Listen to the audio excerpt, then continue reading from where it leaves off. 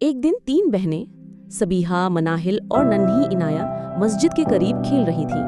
तीनों ने खूबसूरत पाकिस्तानी फ्रॉक और इस्लामी स्कार्फ पहन रखे थे। अचानक इनाया को जमीन पर एक खूबसूरत खिलौना मिला। वो बहुत खुश हुई, लेकिन मनाहिल ने नरमी से कहा, ये तो शायद किसी बच्चे का खोया हुआ खिलौना है। सबीहा ने प्यार से दोनों को समझाया, हमें ये खिलौना इमाम साहब को दे देना चाहिए, क्योंकि हमारे प्यारे नबी सल्लल्लाहु अलैहि वसल्लम ने हमें सच्चाई और अमानतदारी सिखाई है। तीनों बहनें खिलौना लेकर मस्जिद के इमाम साहब के पास गईं। थोड़ी देर बाद एक छोटा बच्चा रोता हुआ वहां आया। वही खिलौना उसका था। जब इमाम साहब ने खिलौना उसे दिया, वो खुशी से हंसने लगा। इमाम साहब ने बच्चियों को देखा और कहा, बेटियों, सच बोलने वाले और अमानतदार बच्चे अल्लाह को बहुत प्यारे होते हैं। तीनों बहनों ने मुस्कुराकर कहा, हम हमेशा सच बोलेंगे।